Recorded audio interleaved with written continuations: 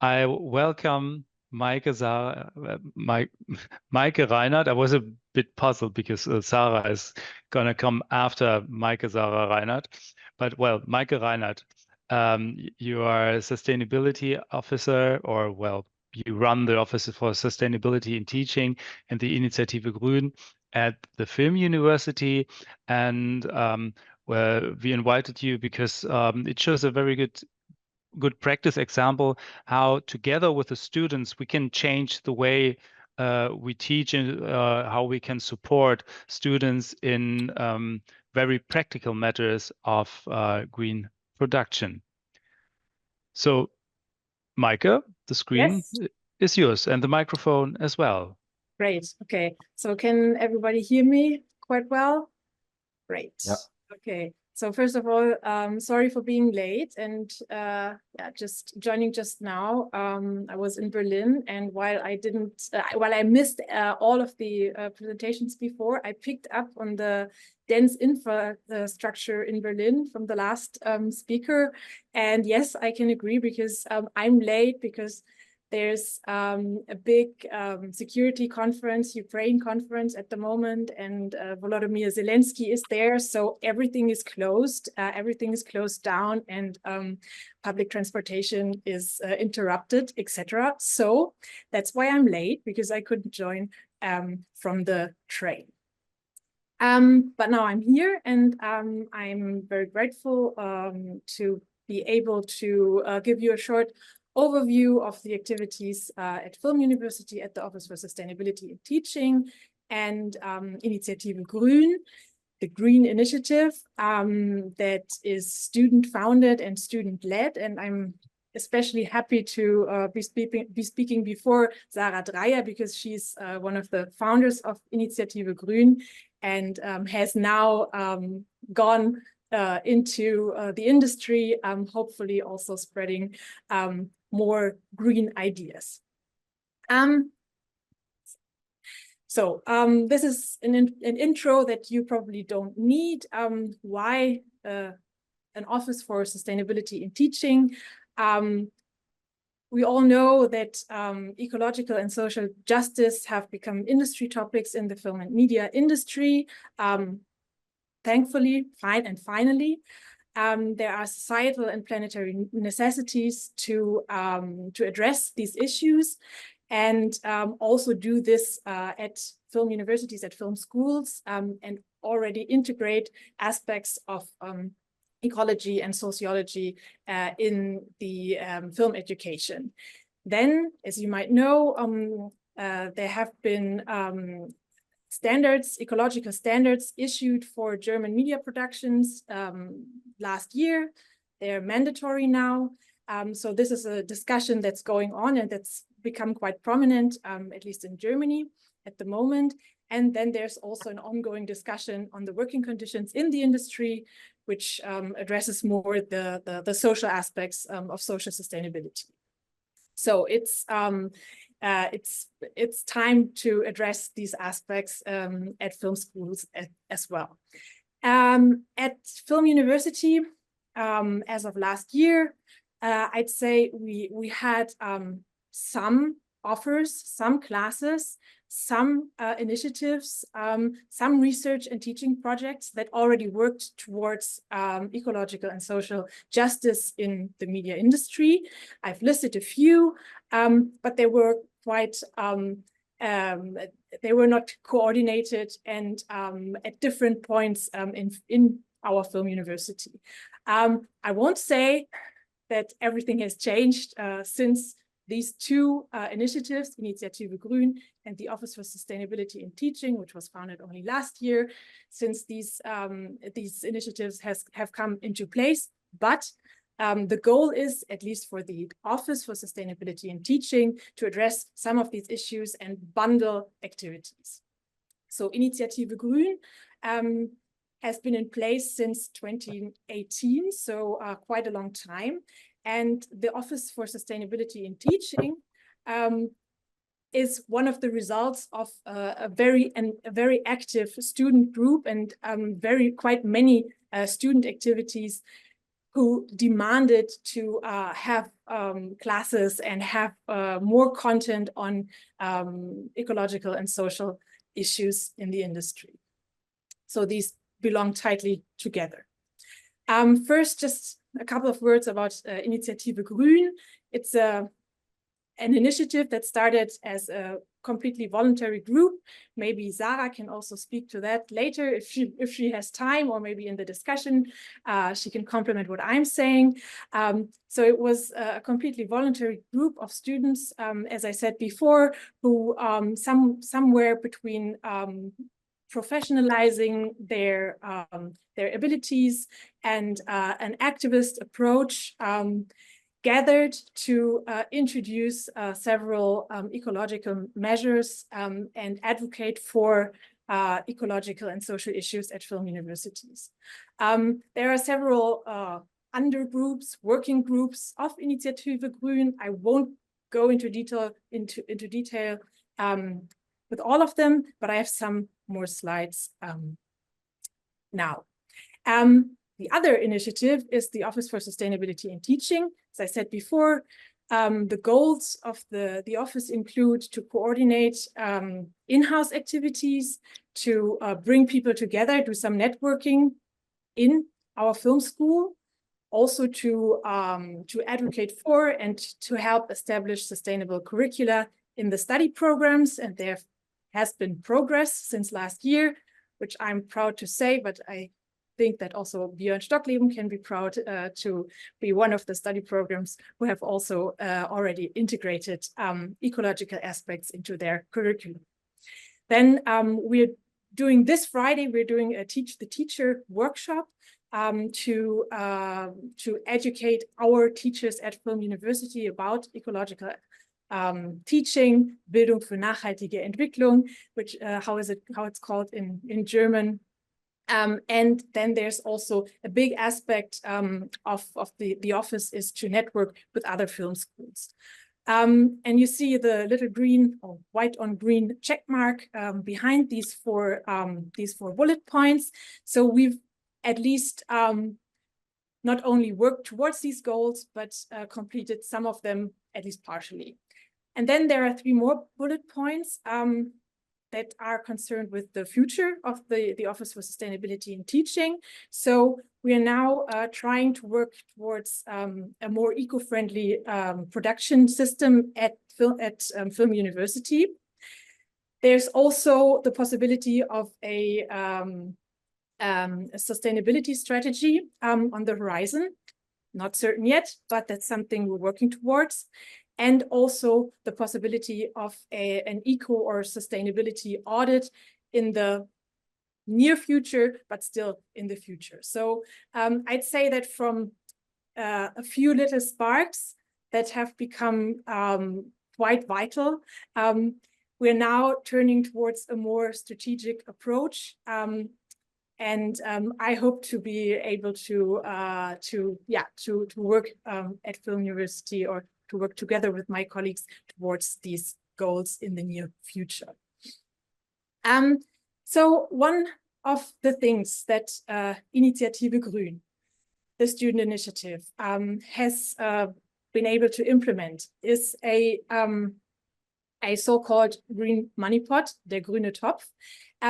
This is a funding system where final films from final film projects from students of Film University can apply for a lump sum of now 500 euros per project if they show that they're doing they're implementing at least some measures to work more resource friendly and ecological with their films. And a couple of recommendations of how to do this is in the Green Guide, which is kind of a complement to the ecological standards, if you will, but it was there before. It was German law to comply with these standards. So the Green Guide his recommendation handbook, which was also almost completely built by the students themselves, and which was one of the first things they actually did in the Initiative Grün when they started working in 2018. And then we also have the so-called Green Seal, which is another possibility to highlight projects that have worked eco-friendly, and also to show to the world that this is going on at Filmuniversity with our own little seal for sustainable film production. Then Initiative Grün and the Office for Sustainability in Teaching do some activities for a greener campus.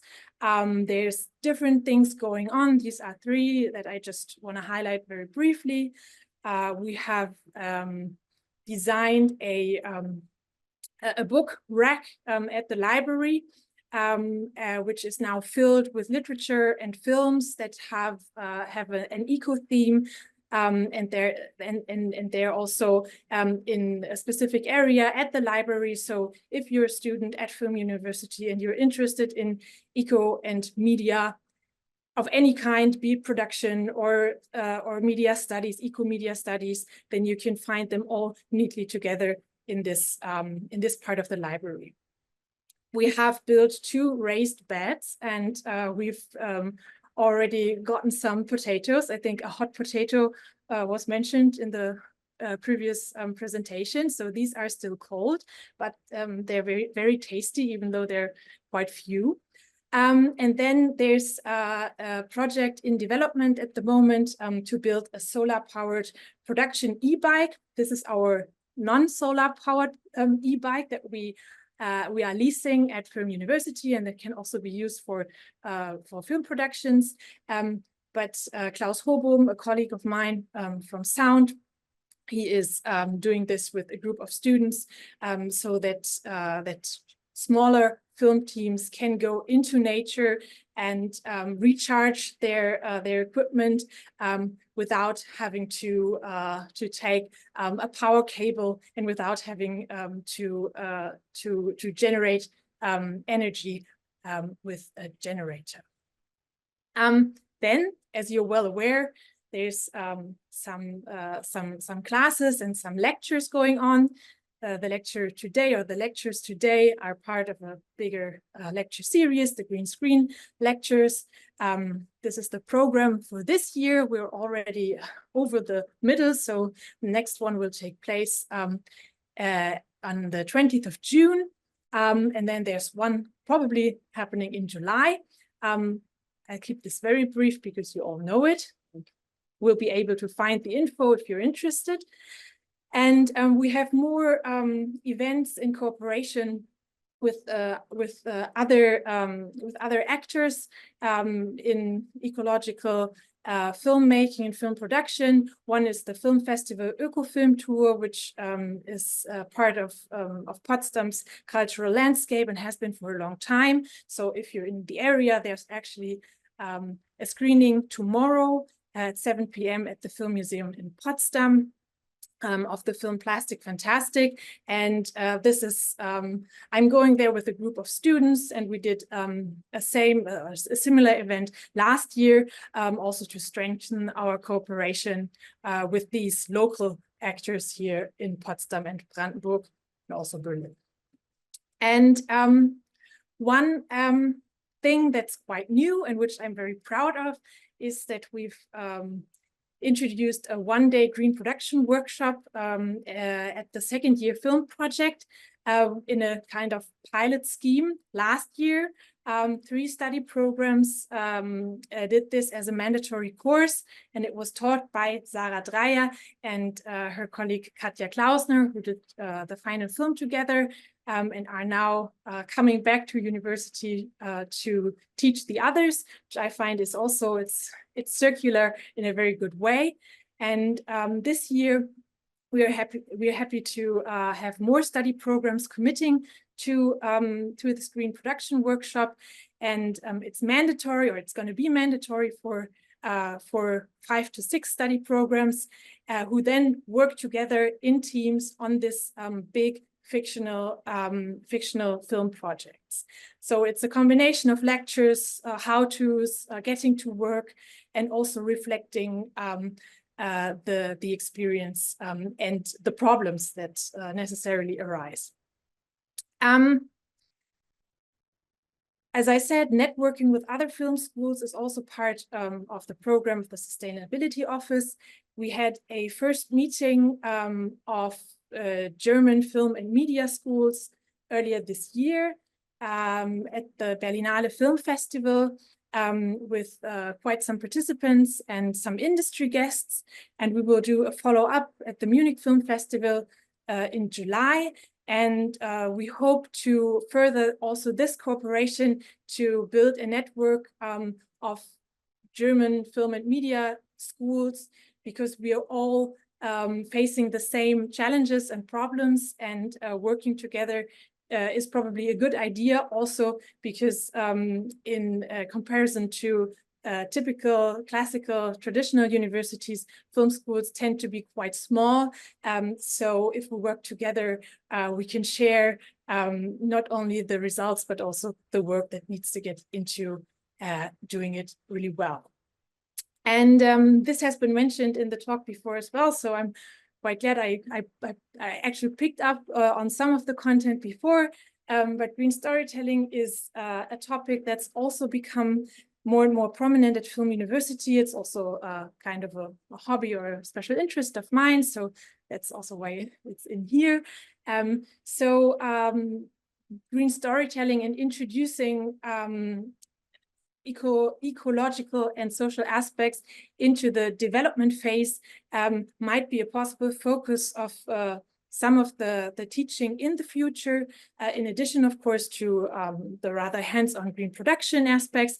We did a lab day on green storytelling last year. I taught it together with an author and professor, Maike, and it was quite inspiring, and we're hoping to take it further in the next years and after that. So that's a very brief overview of some of our activities.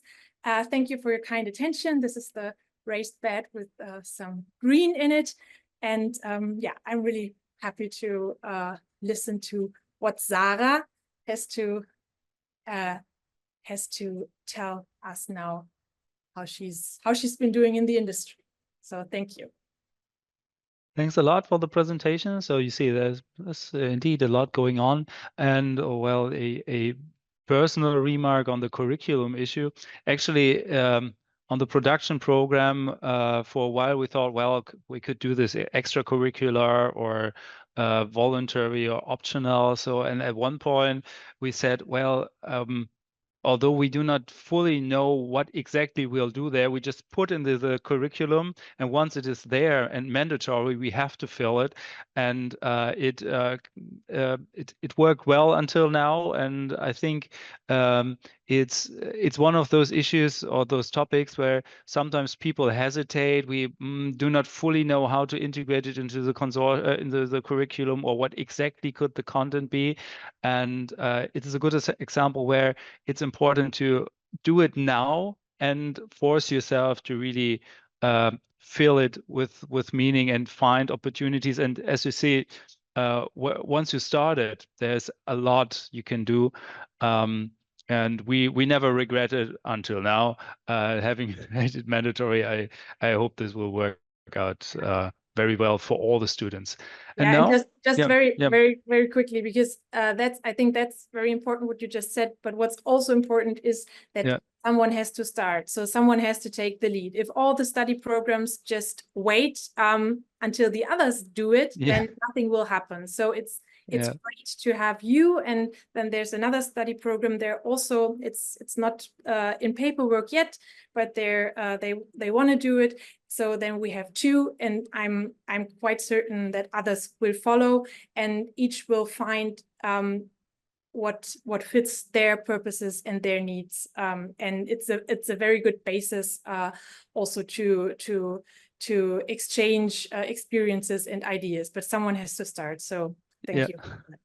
And well, you said someone has to start, and you already pointed out that indeed someone has. Well, Tobias, you have a remark? Just Chip it in. it's you're really great, the past presentation. Not only this one, but I really like that, and because I've been honestly trying to do the same things with students in Lisbon, and it was knowing that everyone wants to do something, but nobody knows to do what, where to start it actually. And I mean, I made this list of 7 rules, you know, not use unrechargeable batteries and have one veggie day and make the Excel file with all the transport and stuff like this. But I really think so. I really would be very much interested in your green guide, first of all, and secondly, shouldn't we like join forces in some form? Because I think that's everyone's doing the same thing, and we don't need to invent the wheel all the time, right? I think. Yes. Well, yeah. It could be the next project to go further and expand the partnership. Okay, well, so let's now go to Sarah. So as Maike already said, she started actually the Initiative Grün and was part of so it's part also due to her engagement that all these things came to be that Maike just presented. And also Sarah had her own very personal heroine's journey with producing Exit Pangea, with where she chose to take on exactly on not only one challenge, which is producing a feature-length science fiction film at the Filmuniversity under the conditions of a student film. No, she said, well, this is not difficult enough, so I want to produce it in a sustainable way. It was your choice, and well, you succeeded. But now, please tell us, how did that come to be? Thanks for this very kind introduction, Björn and Maike. I'm happy to be here and to present Exit Pangea and the green production case study we made with this graduation movie. It was really a challenging journey, I could say. Exit Pangea is a cyberpunk genre dystopian movie, graduation movie that was finished last year. And director Tibor Baumann and I, as producer, worked on this intense journey. And even long before we started to shoot, it was clear that we wanted to have a green production. So even before the script was there was this self-commitment to have a green production. And even long before we started to shoot in August 2021, we wanted to have a green production. And as I was a co-founder of the Initiative Green, as Maike mentioned earlier, the student group focused on green issues, founded in 2018. We already had some very useful green production tools we could rely on.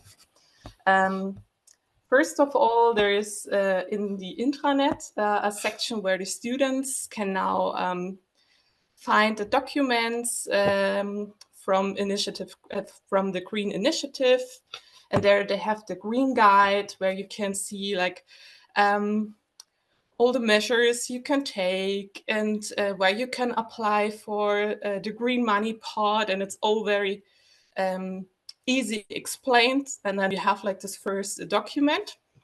That was our fundament, where to start, because it's always the question where you can start. And then also there is a declaration of commitment lists. Just wanted to show. And it's a list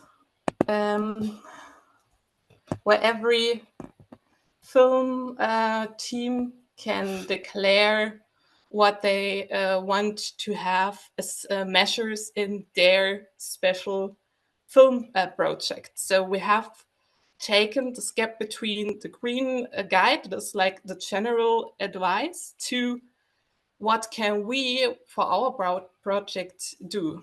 And then of course we had like all this different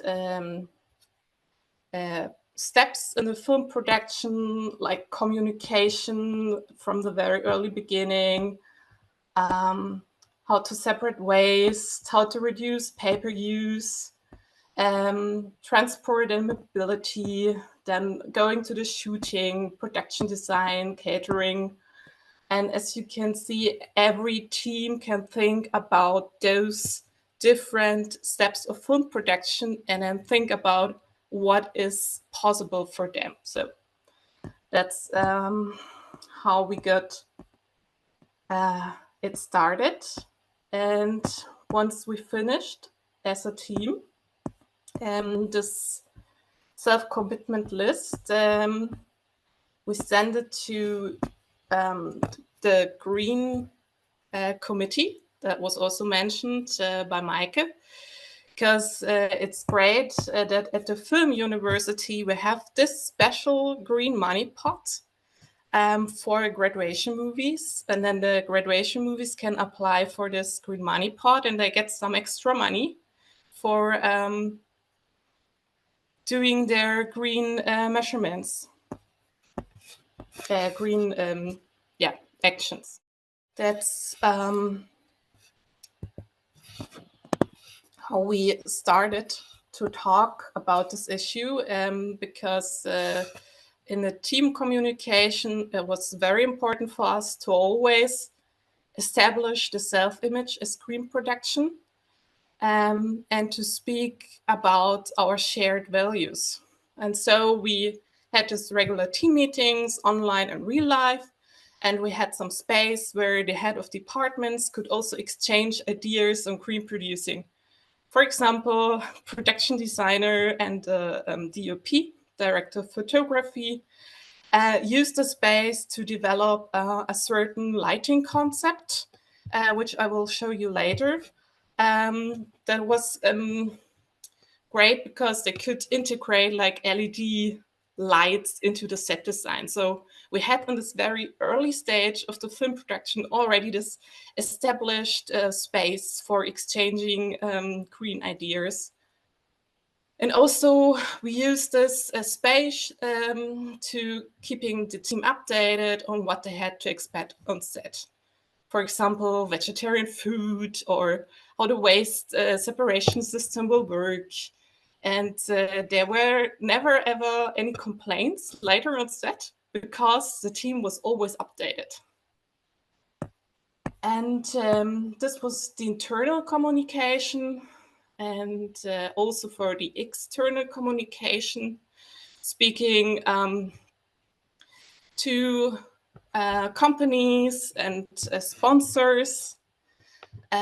We always presented us as a green production, and we had this wonderful green production supervisor, Katja Klausner, and she and I, we worked very close together, and she was involved in all the external communication, and having her as green production supervisor presenting the project to external partners also made it more valid, that we had like the student project, but with a green production supervisor who would take it to the next level. So it was very important for us to have this also in our project paper.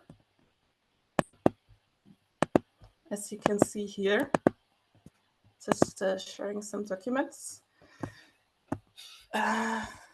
This was our project paper that we would send to companies to ask for a sponsorship. And there we always declared our vision on green producing. And that made it even more professional, that you could see the self-commitment even in the first pitch paper. That was Katja who worked on this with me together. So communication is key. And then also in the production office that was based at the Filmuniversity, we talked about, for example, waste reducing, and we used waste separation bins there. And then we always thought about things. For example, if we wanted to have lunch, we would go to the cafeteria, and for the coffee to go later, we would always use reusable dishes. And so this was also in a fun way part of our work together. And then, for example, for paper use, we would always have this think before print thought, and we used as many digital documents as possible for scripts, shooting schedules, contracts. We would ask our contract partners if they would be fine with having a digital copy of the contract. And so there were only a few documents that really needed to be printed, like some contracts for Filmuniversity, and for the production design. They had like a big map of the studio building. But we always reminded everyone that they should not print just to have stuff printed, but to make a valued decision if they needed something to print or not. And that, reduced our paper use a lot. Then one of the #1 factors that creates one of the highest impact on the carbon footprint is the number of filming locations and also the place of the filming locations. So thinking about where to shoot and with whom was a big issue. I mean, for a student project, it's obvious that you will want to work with a regional crew and cast because it's a low budget production, so we don't have money for hotel, overnight stays. We don't have so much money for travel costs. But comparing, for example, all Berlin-based crew members and the travel costs to this one creative head of makeup person that came from Bielefeld. And we really wanted to work with her. So in the end, she was the only person that would come from another city. But she had to use her car, and that ended up in more than 700 euros just for the petrol costs. And comparing this to using only public transport tickets for example, 3 crew members who did not have a student ticket, that was like a lot of money we could save by working with regional crew and cast. So I just would recommend it to everyone if it's possible, and really to think hard about if it's necessary to work with someone who is not based in the main location of your shooting. Also in the process of location scouting, as we really wanted to use as much as possible of public transport connections, to reduce crew transport by car to a minimum, that was like something we really focused on. And having only 3 locations in the end, and having 3 locations with a good public transport connection, we also could plan the equipment and production transport to a minimum. And also in Potsdam, we used a cargo bike for doing some shopping for food and production items. So in Potsdam it was possible, but of course for trips in Berlin and outside Berlin, we had to use transporters, but only for the shooting days, and 1 day of preparation and 1 day in the end for bringing back the equipment. As I said, location scouting was a big issue, keeping in mind the distance between the locations, the infrastructure we found there, and the public transport connection. And Puya's lab was built at the Filmuniversity studio. The disadvantage was we had to build everything, and we had to use all this construction material. But of course, the advantage was we had total control of the look, and we could use the Filmuniversity infrastructure that also has green electricity and a good public transport connection. And that was, in the end, for us, the perfect solution. Then the second location we chose was an old factory site in Berlin. And it was close to a building of the Technical University in Berlin. And as it was also a university building, we could have some special arrangements with them, could use green electricity also for the outdoor shooting, had some water supply for the artificial rain. And it was at Humboldt-Heim and had really a good public transport connection. We loved that location. And then the biggest challenge was to find the third location. It was a lake. And there the storytelling was a big part of the final decision. Because at first we started to look for like this magical simulation lake that the director had written into the script because it's an artificial place. And then we started location scouting. We just noticed that we would spend so much money on the location scouting. And then when we found a location in another, in Bavaria, well, only online, we did not drive there. We said it's just too far away from Berlin, and we would kind of lose our image as a screen production if we had to shuttle the whole crew and equipment to Bavaria from Berlin. So it did not make any sense to us. And we looked at so many lakes in Brandenburg, and the reality is, well, it's not like this, it's more like this. So, but close, please. Almost. But then director and screenwriter Tibor, as we talked about this issue a lot, because it was important for us to find something that is visual appealing, but at the same time is not disturbing our green production journey. And he found this idea that he would write the lake of Puya's childhood memory that was like a normal swimming lake into the script, and changing it from this artificial simulation place into a place that would make sense to the main character.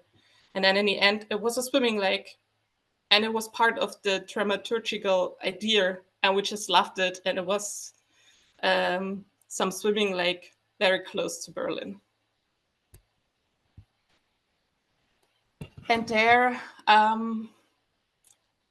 we could shuttle the team from the S-Bahn station that was only 2 kilometers from the lake.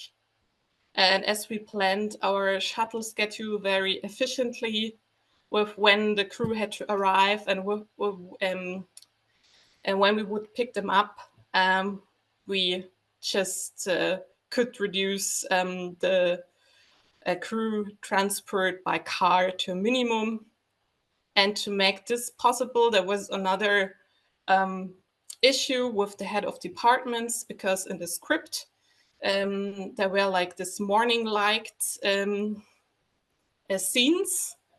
And then to have morning light, we would have needed to get the crew to the lake at 4:30 a.m.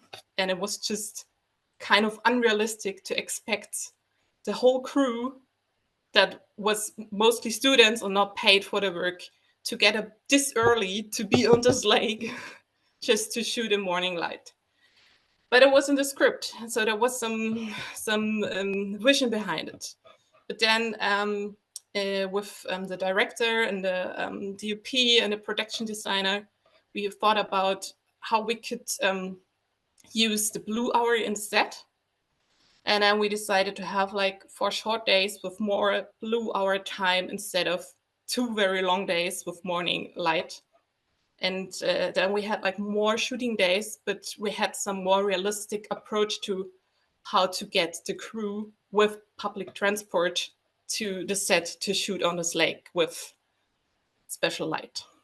Another aspect we focused on was the catering, because a well-fed crew is a happy crew.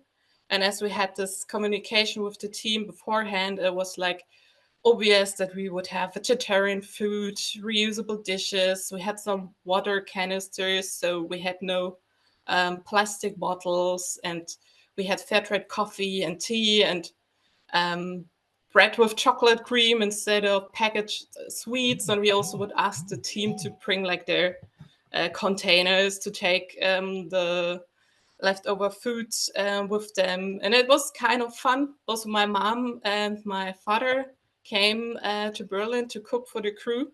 So it was delicious.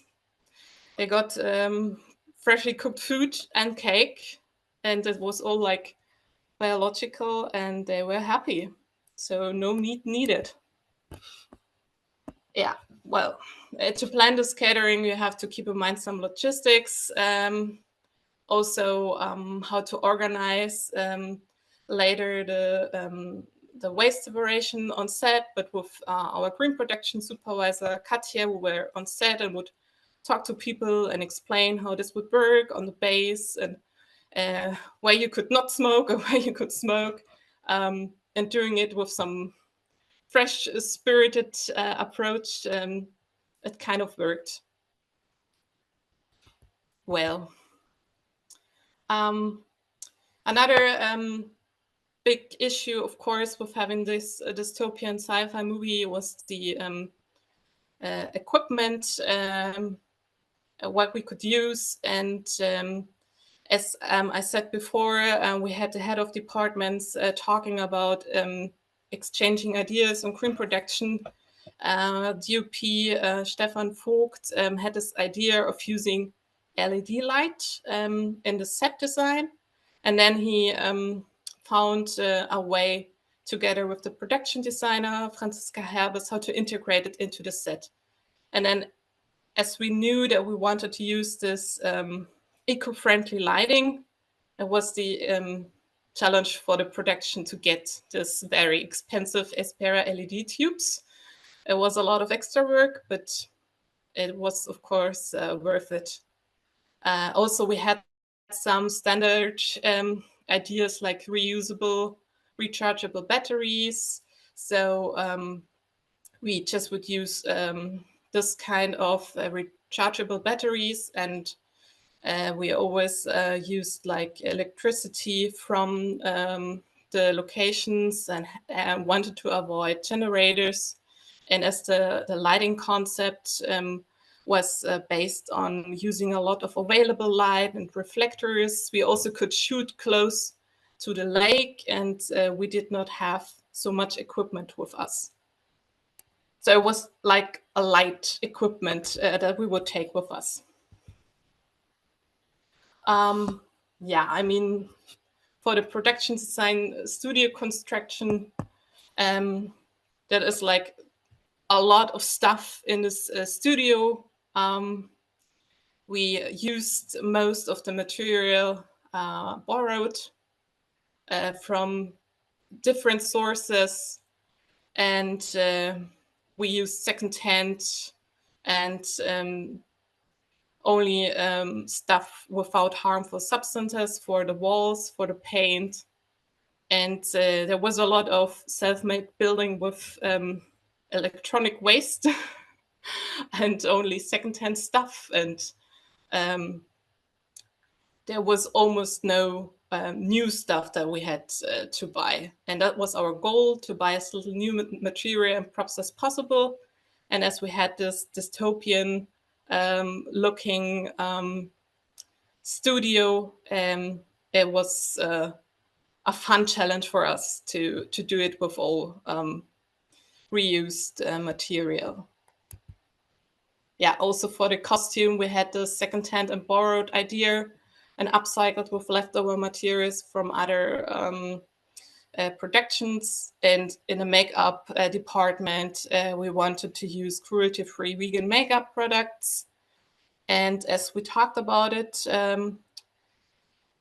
long time before shooting and during the process, and then Katja and I always try to support the head of departments to get always the items they wanted to use. It kind of worked out well. After the shooting and the post-production, we did most of the work at the Filmuniversity using the green electricity for free. Thanks for that. And also after the project was completed, we did a green production evaluation report for the Filmuniversity Green Fund Committee to show that we were really serious about green production. And also we did some calculating on the carbon footprint. I mean, most of you have heard about the calculators. So we used the calculator from the German film funding from Baden-Württemberg. There was a lot of work to do the carbon print later, and so we thought there was some room for improvement, but we did it. And then, of course, we wanted to submit our project to the Eisvogel Award for Sustainable Film Production, listing all our efforts on the project and how it worked out. And we won. We were really, really happy. And it's worth for every graduation project to have a try on this award. And yeah, that was like a nice recognition for all the work we put into this project. That was Thanks a lot, just Sarah. a short and brief summary of everything we did. But thanks for your attention, and I'm happy to answer further questions on this topic if you want to go deeper into the details. Yeah, thank you.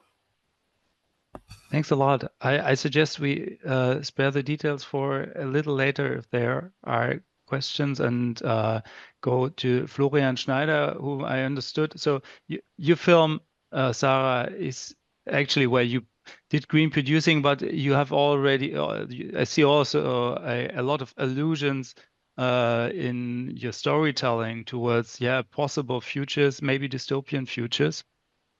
And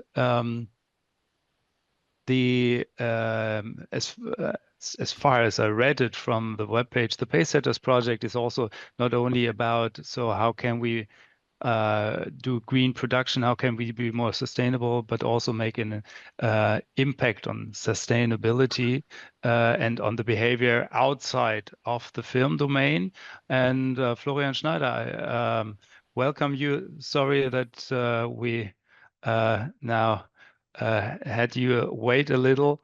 And nevertheless, I hope you still have a bit of time to tell us what your project is about, because we're very eager to know and to get some insights into the Pacesetters project. So Florian Schneider from the Norwegian Technical University, is it correct? Or is it a longer title? I have a problem with names of universities. I have to make sure that the university is properly named. No, branded. No, it's the Norwegian University of Science and Technology, which is one of the largest technical universities in north of Europe. Yeah, but I'm not an engineer, but I studied film in the Munich HFF back then, started in the end of the 80s. We are working there in the smallest department of this huge university, which is an academy for fine art or visual arts, as we prefer to call it.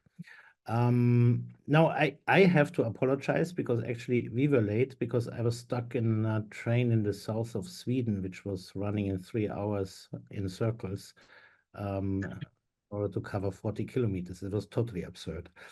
So we were totally late, couldn't make it at 4 o'clock when we were scheduled. But I mean, thank you very much. I mean, I really enjoyed this very, very detailed presentation that I was able to catch in, I think, the second half or so now.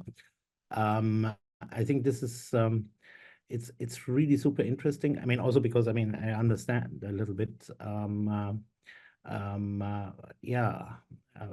what we are talking about, or how detailed in the end the challenges will be. Yeah.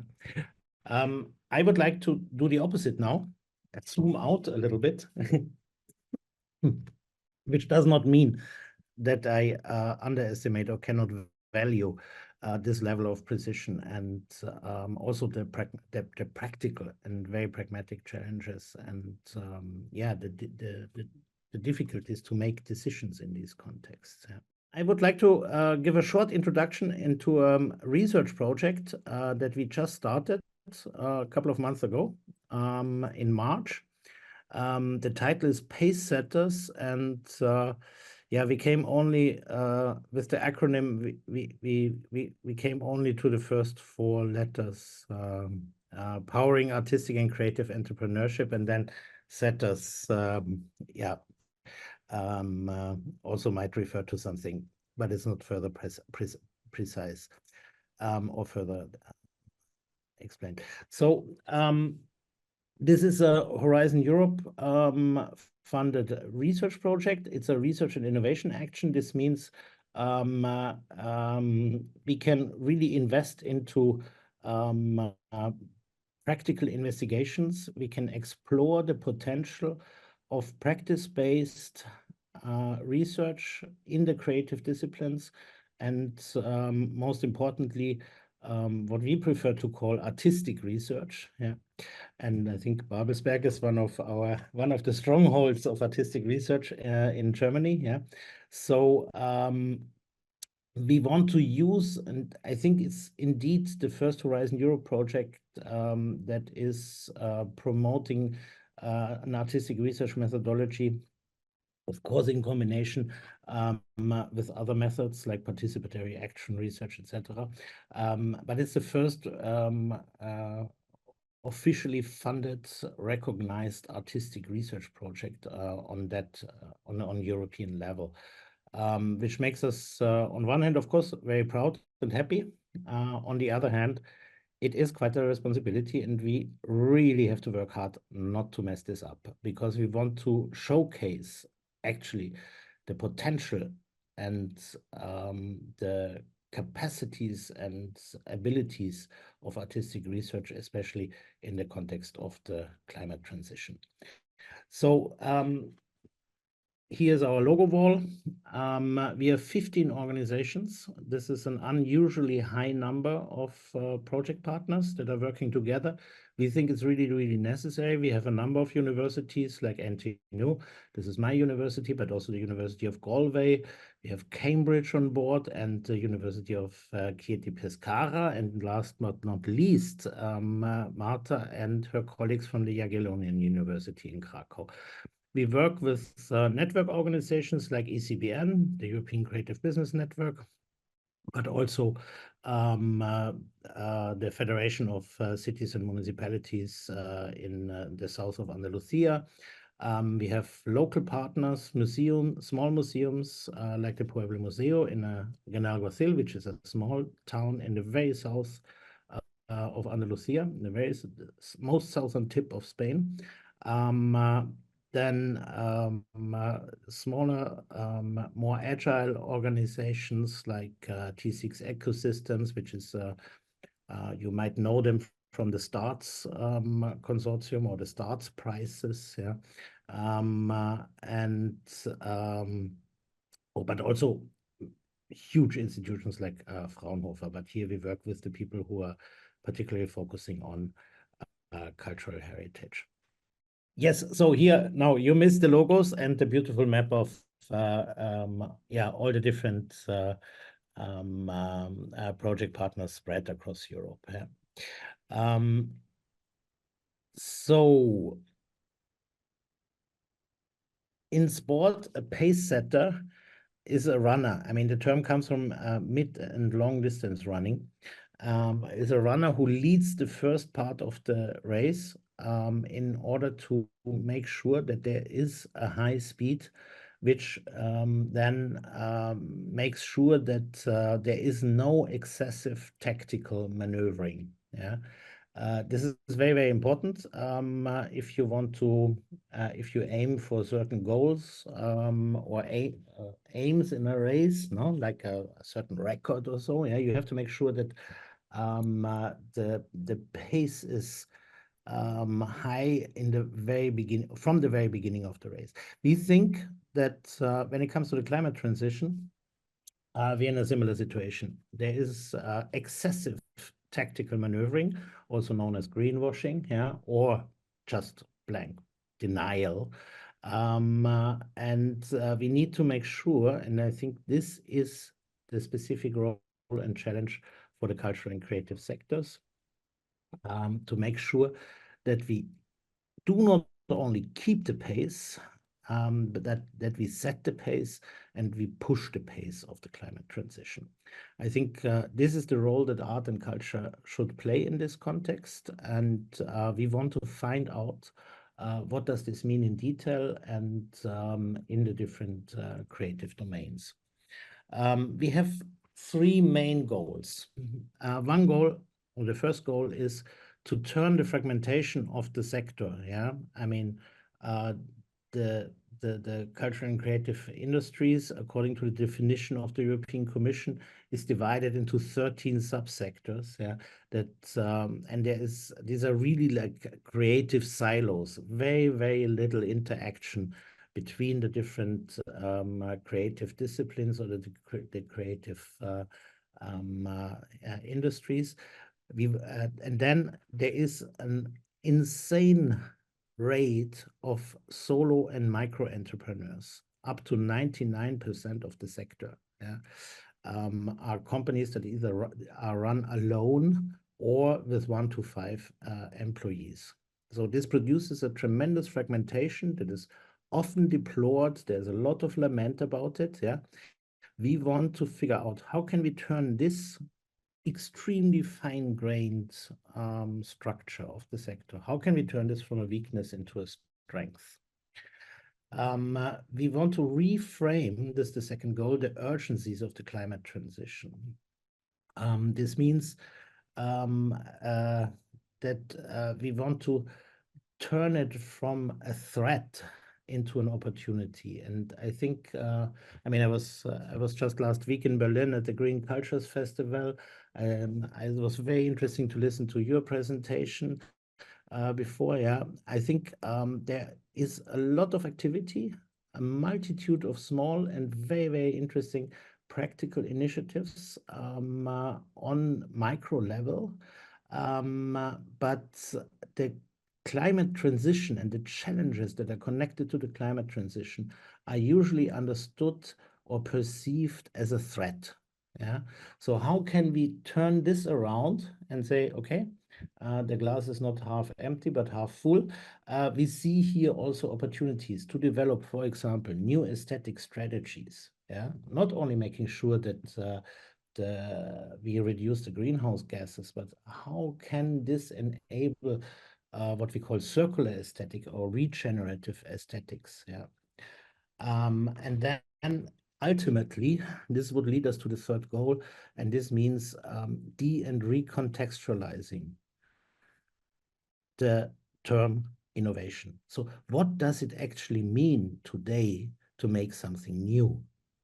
Do we need so many new, let's say, artworks, for example, that are shipped around? Does every biennial have to insist on newly produced artwork, and then it is forgotten and ends up in a shelf?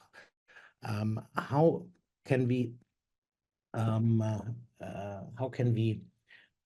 respond to a new generation. I mean, I was talking to a colleague recently who is teaching in our architecture department, and he said to me, he's confronted for the first time in his entire academic career with a generation of students who don't want to build new houses. Yeah.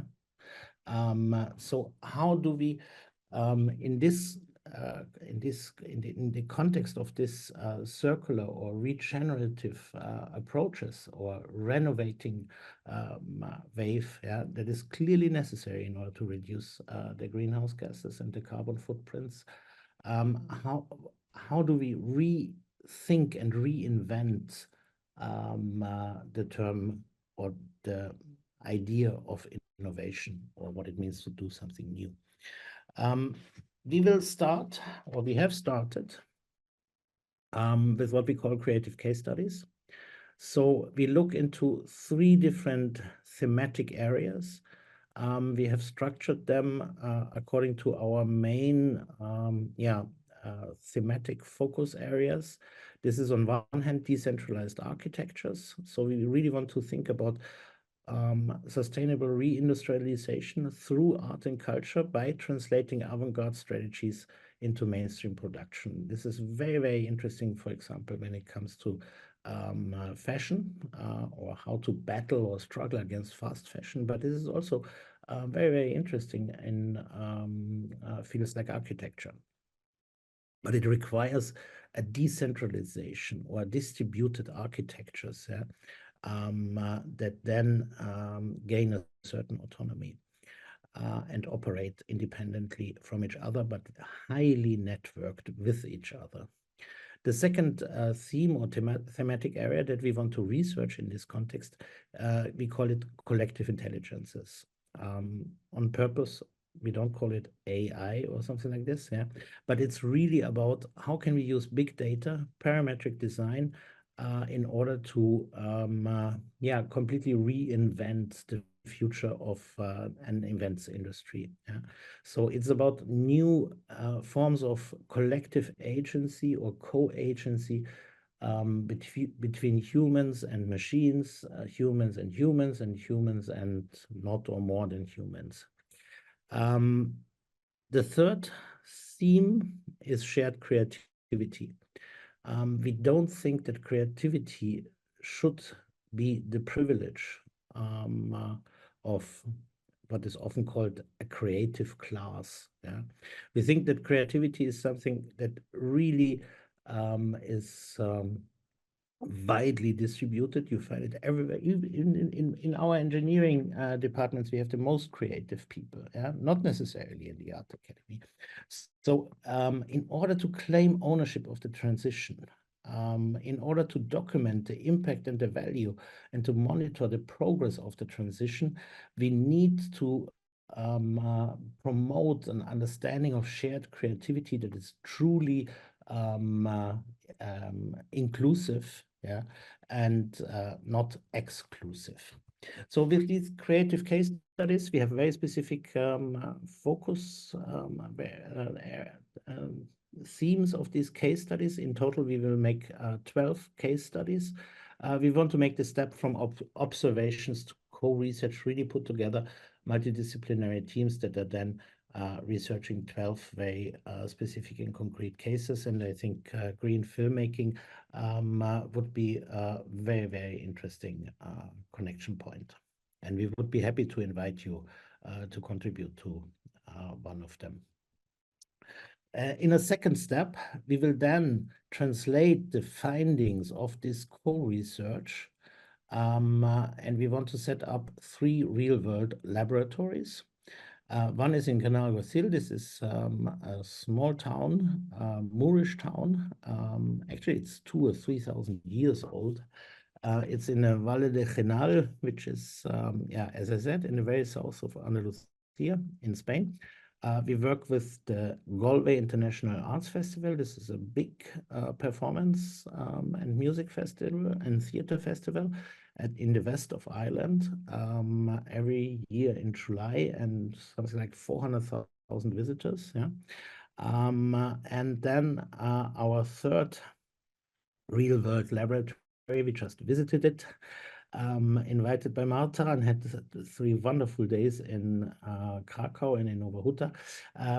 Our third real-world laboratory is the Cultural Center in Nowa Huta, which is already 70 years old and was originally started as a kind of regeneration facility for the workers in East Europe's former largest steel plant. We want to turn then the results of the implementation and the testing of very specific these very specific cases that we first researched and then implemented and then tested in these 3 real-world laboratories.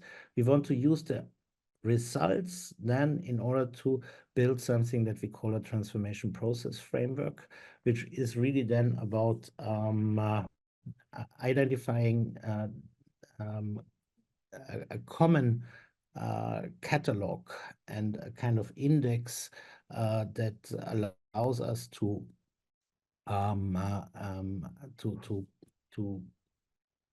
qualify the efforts in response to the challenges in the cultural and creative sectors and industries to the climate transition. We want to compile social impact and assessment strategies, co-create progress and performance indicators. Yeah.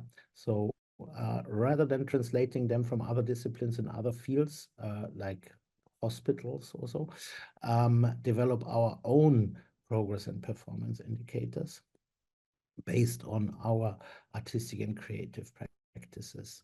And this should lead then to valorization strategies that are indeed driving the climate transition. So not only contributing to it, not only adapting to the challenges of the climate transition, but really drive the transition, yeah, push the speed. And we know that we need for this digital support frameworks that are built on trust, transparency, and reputation, that allow us then to experiment with new formats like translocal platform cooperatives, or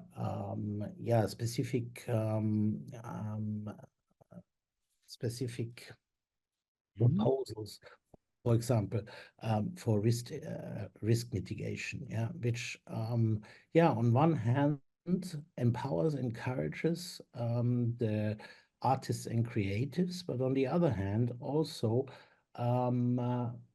attracts investment or funding that otherwise might be very, very critical to the basically absence of risk mitigation that characterizes our sector. It's a little bit different in film, I know, but it would be also here again very interesting to translate the experiences from the film industry to the other sectors.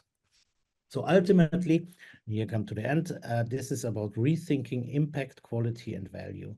So we have a little compass or diagram here. We want to explore pathways to impact that are built or that are following the idea of repurposing and allow us to evaluate quality on one hand and create value on the other hand. It's about valorization strategies that are driven by creative confidence, and this confidence is built from both impact and quality of the artistic and creative work. And then ultimately this leads to quality assessment that is based on a rethinking of the conventional notions of impact and value through the power to create effect, but also through, and I think this becomes increasingly important in the context of the climate transition, the power to be affected. So what is next? We are planning, and here we will specifically invite you to participate, we are planning a large-scale survey where we want to find out and invite strategic partners, collaborators, but basically all artists and creatives across Europe and beyond to figure out how can art and culture, heritage and creativity drive the climate transition. So we will launch soon an open call for advanced and emerging practices, because we want to collect, on one hand, good examples and lessons learned, but also the failures and the success stories.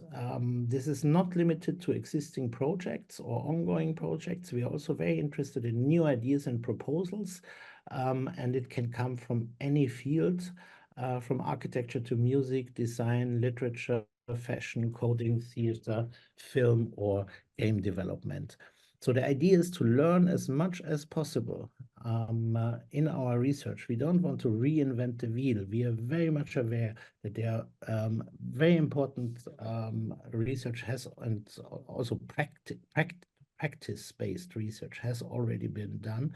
So we want to learn as much as possible from what has already been proposed, tried out, or implemented, in order then to document, map, and visualize the full range of the different efforts in the fields of arts, culture, and creativity, and this will be the basis for our creative case studies. Thank you very much. Very well. Thanks for the comprehensive presentation. And Thank also you. good to hear that there is an artistic research project which is set out to prove that artistic research can really make an impact. So it's good that you take it seriously, as you emphasized. So, and good to see that it got funded in the first place. Yeah, thanks, Florian, for the presentation. And maybe we can head over the questions to you. Any questions to Florian and also to Sarah from the audience?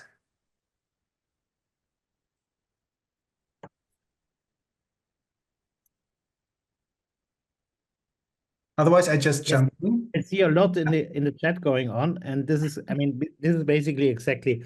I mean, we have been at the Green Culture Festival last week, and I think it was very, very interesting. But it also showed what is necessary. No, I mean, there is very little coherence between all these different initiatives, and I think, for example, theater could learn a lot from what is happening in film, yeah, the other way around, or the game industry, who is under massive pressure at the moment, because I mean we have to be aware, yeah, that if the game industry, online gaming, migrates from, fortunately I don't have to explain this to you guys, yeah, if the game industry migrates from HD to 4K in online gaming, this will create more greenhouse gases than the entire air traffic. Yeah.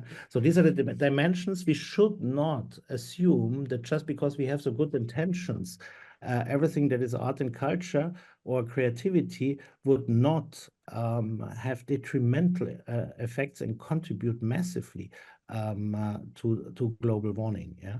So there is a tremendous need to translate experiences, successes, but also failures, yeah, from one creative silo or one discipline or one industry to the other. Yeah. And we want to contribute to this through an approach that is less based on statistical data, but more based on creative artistic practices. But thanks a lot for dropping all these links. This is exactly what we want to do with our survey. It will be a very, very simple web form, yeah, that you can fill in 3 minutes. If you have an interesting project, proposal, idea, or whatever, yeah, if you know of something, we want to really produce this map that gives an overview of these kind of hundreds and thousands of small and bigger initiatives that are already happening. Yeah. This was the intent, to connect the dots. Yes, because we are all working on the different aspect of green change in creative industry. You have a more overall view. Tobias has totally focused on the film production. We are covering different aspects of green filming and education and policy. So it's really nice to meet together. And what can be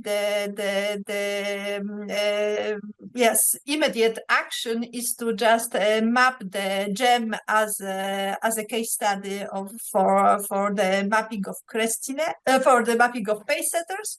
To link the CRESCINE with the gem, as the Babelsberg has nice track and already a lot of output to be shared through the film schools network and Lusófona work. So we can just be in touch together. And as we have also the partners of the Impulse project, because Dimitris is from Impulse, Babelsberg is from Impulse Adnan as well. We have this sibling project which deal with the cultural heritage and the digital issue, because the digital is also something, the digital transformation is going together with the green transformation, and we need to just pace how the digital swift yes can support the green one, and what is supporting and what is restraining, yes, as the changing into digital form is not always the green one. So it's just to be explored, to be checked, and just navigate this change together. Yeah, and it's good that Jörn took the moderation, as the Jörn is coordinating the startup office, yes, and with the startup, new ideas, new businesses, more sustainable and more green. This is the place where this initiative should raise and develop. Yeah, maybe I can add on that because it fits excellently. Yeah, my impression is that I'm very much interested because we have the word entrepreneurship in it, because this is what we are dealing with. But being honest, at least in the side of the venture capitalists and the politics and so on, as well, social startups or impact startups and cultural startups are all play the least important role. So they get less money, they get less visibility, and so on and so on and so on. And at least in Germany, where they are now going from supporting universities to supporting startup factories. So it's more the factory approach, not any longer the consulting and incubation approach. I have the fear that it gets less social, less sustainable, and yeah, and I would really like to stress on that, how to make it an opportunity, and also to make it an entrepreneurial possibility. Yes. Can I very briefly comment on this, because I think it's really, really, really important what you touch on. I mean, I personally have two different strategies to introduce this concept of entrepreneurship. I mean, one strategy is very simple. It's really about financial sustainability mechanisms. Yeah, we have this level of precarity and isolation and fragmentation in the sector, also because of this total dependence on project-based funding. Yeah, so why not to look again? And I think here filmmaking is a very good example, and I was educated in this sense, so I was never afraid of starting my own company. On the contrary, I did a couple of them. Not only a couple, but several of them. Now, the other strategy is to say, no, artistic entrepreneurship is the new punk rock. Yeah, this is what really matters, and also allows us today to completely rethink the standard cliches of startup financing. No, I mean, we know this very well from our university. No, I mean, sure, they found a little company, call it startup, sees a patent, and then after 3 years or 5 years, this startup is sold to somebody who's actually not even interested in using the patent, just making sure that nobody else owns it. Yeah. So, I mean, this is not productive. Yeah. I mean, this is very much hyped, and certainly a lot of people earn a hell of money with this. Yeah. But this is not productive. This is not creative, and it does not contribute at all to a common good. So what would be indeed then a counter concept of entrepreneurship? Yeah, I mean, okay, Hart and Neri called it entrepreneurship of the multitude.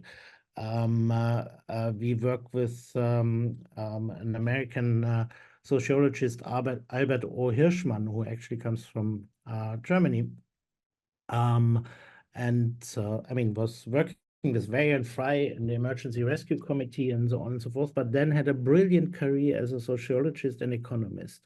And he looked into collective forms of entrepreneurship, mainly in Latin America. Yeah, so there are so many other concepts of entrepreneurship that are just ignored or neglected or excluded in this kind of standard